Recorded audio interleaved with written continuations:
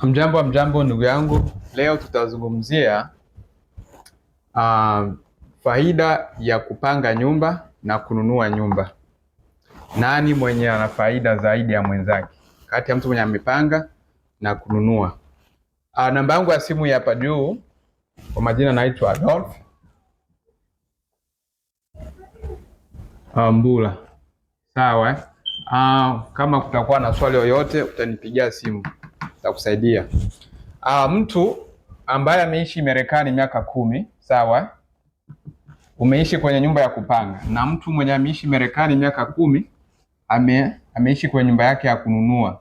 Tuseme hii nyumba amenunua ngapi? 230,000, sawa? Amenunua. Wa kupanga hajanunua, amepanga tu. Anaishi kwenye nyumba ya vyumba 4, choo 3, analipia ngapi? 2,000, sawa?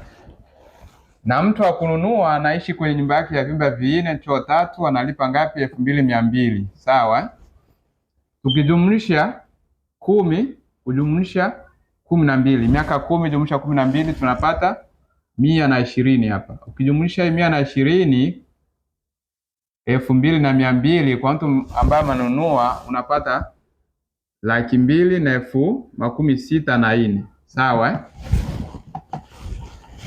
Mtu ambaye ana renti apartment au house miaka 10 ukijumlisha miezi 12 unapata ngapi? 120, sawa? Ukijumlisha ile renti yake ya 2,000 unapata ngapi? 240,000. Miaka 10, sio? Miaka 10 anapoteza ngapi? 240,000. Ndo zenye yeye anapoteza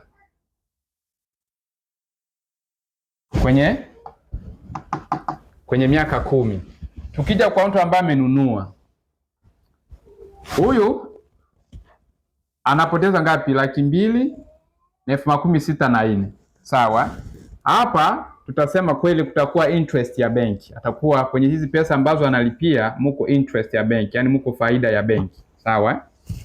Tukitoa faida ya benki kwenye miaka 10 tunapata 1,80,000 za faida ya benki ambazo zinatoka humo.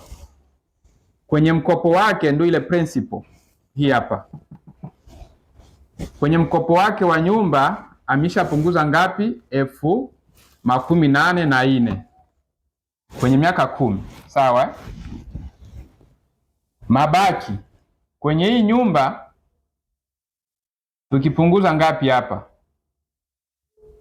2,64,000 tukipunguza faida ya benki 1,80,000 tunabakia na 84,000.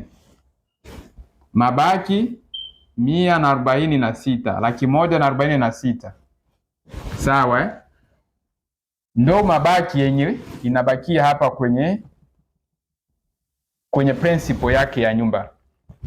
Sasa huyu mtu ambaye amenunua huyo akitaka kuuzisha hii nyumba yake, akitaka kuuzisha hii nyumba haikuagi inashuka faida, nyumba inakuagi inapanda faida, value ya nyumba.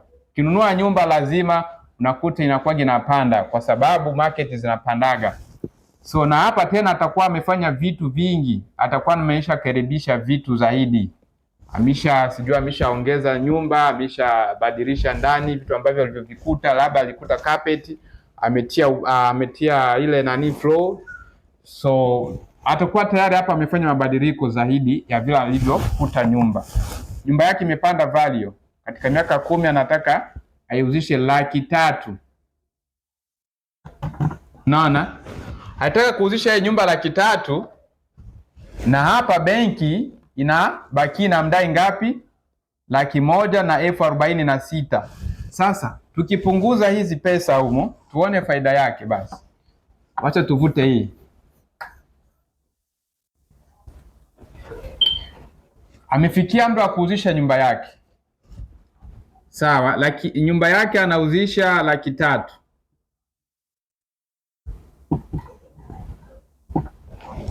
Benki inamdai ngapi? 1,40,000 46,000. Hapo anabakia na ngapi? Piga hesabu.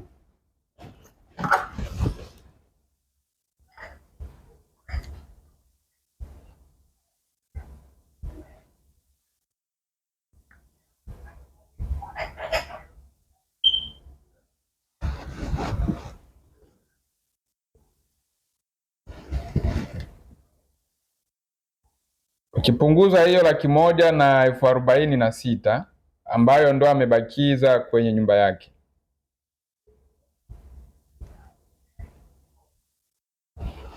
umepata ngapi? Tumepata 1,100,000 na 54,000.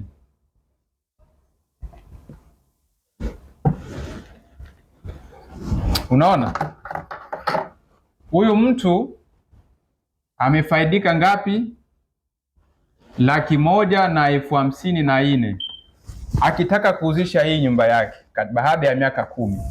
Hapa tukitoka, kwa sababu benki itakuwa inamsimamia sijui makaratasi na nini, labda wa tuseme kama vile ingine 25 ya wale watu ambao atakamsaidia kutia nyumba kwenye market. Naona tutoe hapa 25,000. So tukitoa 25 hapo anabakia na ngapi? Anabakia na kenda hapo, 4 hapa, tunakuja kupata 2 hapa, tunakuja kupata 1, tunakuja kupata 0. 1,100,000 na 29,000 ndio huyu mtu atafaidika katika miaka 10. Miaka 10 Marekani anafaidika 1,100,000 na 29,000 akichukua maamuzi ya kuuzisha nyumba. Sasa turudie upande wa kurenti. Unapanga wewe. Kwa kupanga tunaishia hapa tu. Unalipalipa, hatuna hesabu zingine. Hautauzisha nyumba kwa sababu nyumba sio ya kwako. Hautauzisha apartment kwa sababu apartment sio ya kwako. Sasa hivi vitu viwili, apartment na house, hauwezi ukaviuzisha kwa sababu sio vya kwako. Sasa kati ya mtu ambaye ananunua na mtu ambaye amepanga, watu wameishi hapa Marekani miaka 10, nani ambaye yupo na faida? Utanijibu kwenye comment. Na ukiangalia vizuri, huyu mtu wa kupanga analipia nyumba ya 2,000. Je, anaweza kushindwa kulipa nyumba ya 2,200? Je, anaweza kushindwa kulipa nyumba ya 2,300?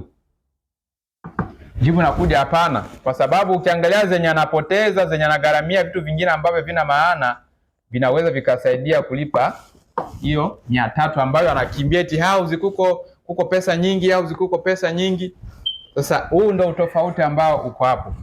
Naomba maswali na majibu kwenye comment. Kama hujanielewa fuatana na mahesabu yangu, unaweza ukanipigia simu in private, naweza nikakujibia, au unaweza ukaniachia comment yako kwenye chefs and comment, nitajaribu kukuelewesha vizuri. Naomba usambaze video ili isaidie wengine, na Mwenyezi Mungu pia akubariki. Asante.